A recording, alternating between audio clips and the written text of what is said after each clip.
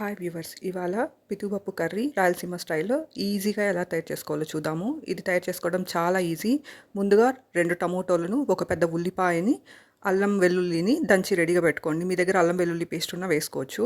ఒక పెనం పెట్టి, పెనం వేడయ్యాక అందులోకి 3 టేబుల్ స్పూన్స్ ఆయిల్ అయితే వేసుకోండి. ఆయిల్ వేడయ్యాక అందులోకి హాఫ్ టీ స్పూన్ సోంపుని వేసుకోండి. సోంపు ఫ్లేవర్ ఈ కర్రీకి ఎక్స్ట్రా ఫ్లేవర్ని ఇస్తుంది, చాలా బాగుంటుంది. ఒక 2, 3 లవంగాలను, కొంచెం దాల్చిన చెక్కని వేసేసి బాగా ఫ్రై చేసుకోవాలి. ఆ తర్వాత ఒక టేబుల్ స్పూన్ వడియాన్నైతే బాగా నలిపి వేసుకోవాలి. ఇది వేయడం వల్ల ఏ కూర అయినా చాలా టేస్ట్గా ఉంటుంది. వడియం బాగా వేగాక అందులోకి సన్నగా తరిగి పెట్టుకున్న ఉల్లిపాయ ముక్కల్ని వేసేసి బాగా ఫ్రై చేసుకోవాలి. లైట్ గోల్డెన్ బ్రౌన్ కలర్ వచ్చేంత వరకు బాగా ఫ్రై చేసుకోవాలి. ఉల్లిపాయ ముక్కలు బాగా వేగాక అందులోకి దంచి పెట్టుకున్న అల్లం వెల్లుల్లిని వేసేసి అల్లం వెల్లుల్లిలోని పచ్చి వాసన పోయేంత వరకు ఫ్రై చేసుకోవాలి. ఒక 2-3 నిమిషాలకి అల్లం వెల్లుల్లి పేస్ట్ బాగా ఫ్రై అయిపోతుంది. ఆ తర్వాత కట్ చేసి పెట్టుకున్న టమోటో ముక్కలను వేసేసి బాగా ఫ్రై చేసుకోవాలి. టమోటో ముక్కలు మూత పెట్టి ఉడికించామంటే ఒక 3 నిమిషాలకు మగ్గిపోతాయి. టమోటాలు వేసాక మూత పెట్టి మగ్గిస్తే తొందరగా మగ్గిపోతాయి టమోటాలు. టమోటో ముక్కలు మగ్గాక అందులోకి కడిగి పెట్టుకున్న కరివేపాకు ఆకులను వేసుకోవాలి. కరివేపాకు వేసాక ఒక నిమిషం ఫ్రై చేసి ఆ తర్వాత స్కిన్ పీల్ చేసి రెడీగా పెట్టుకున్న పితుకుపప్పుని అందులోకి వేసేసి బాగా కలిపేసుకోవాలి. ఒక 2-3 నిమిషాలు ఫ్రై చేస్తే ఇందులోని పచ్చివాసన పోతుంది. పితుకుపప్పులోని పచ్చివాసన పోయాక అందులోకి తగినంత కారం, ధనియాల పొడి, పసుపు, రాళ్ళ ఉప్పును వేసేసి కొంచెం సేపు ఫ్రై చేసుకొని అందులోకి తగినంత నీళ్ళని అయితే వేసుకొని ఉడికించుకోవాలి. కొంతమంది చింతపండు పులుపు వేస్తుంటారు, కానీ ఈ కర్రీకి చింతపండు పులుపు అవసరం లేదు.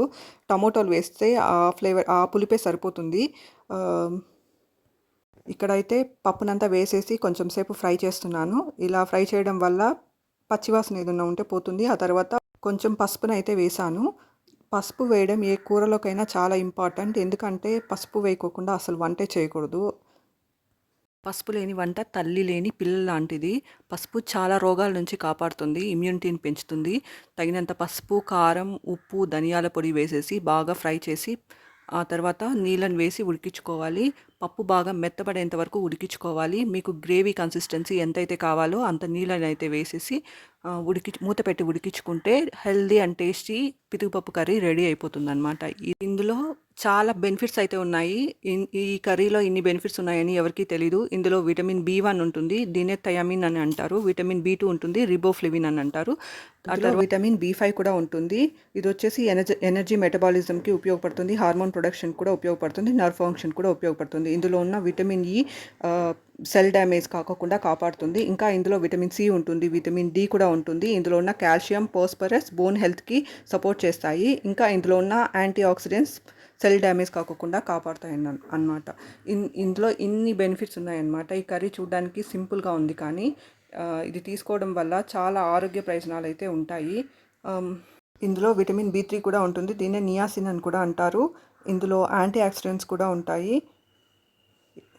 మూత పెట్టి ఉడికించాక ఈ కర్రీ అయితే చాలా ఇందులో ఉన్న పప్పులు చాలా సాఫ్ట్ అయిపోయాయి. ఇలా సాఫ్ట్గా ఉడికేంత వరకు ఉడికించుకొని స్టవ్ని అయితే ఆఫ్ చేసేసుకోవాలి. ఈ కర్రీ చాలా టేస్టీగా ఉంటుంది. ఇందులో సోంపు వేయడం వల్ల ఫ్లేవర్ కూడా చాలా బాగుంటుంది. కర్రీ ఫినిష్ అవ్వగానే మంచి ఫ్లేవర్ అయితే కర్రీ నుంచి రిలీజ్ అవుతుంది. ఈ కర్రీ చపాతీతో కూడా చాలా బాగుంటుంది, పరోటాతో కూడా చాలా బాగుంటుంది. నేనైతే ఈ కర్రీని వీట్ పరోటాతో సర్వ్ చేయబోతున్నాను. కర్రీ ప్రిపేర్ చేయడానికి కొంచెం టైం అయితే తీసుకుంటుంది, ఎందుకంటే కాయల్ని ఒలిచి గింజలను అయితే నానబెట్టాల్సి ఉంటుంది. నానాక అది స్కిన్ పైన పీల్ చేయాల్సి ఉంటుంది. కొంచెం టైం అయితే తీసుకుంటుంది, పేషెన్స్ కావాలి ఈ కర్రీని ప్రిపేర్ చేయడానికి. నేనైతే ఈ కర్రీకి కాంబినేషన్గా పరోటాతో సర్వ్ చేస్తున్నాను. మా పిల్లలు అయితే చాలా ఇష్టపడతారు. Thank you for watching my video.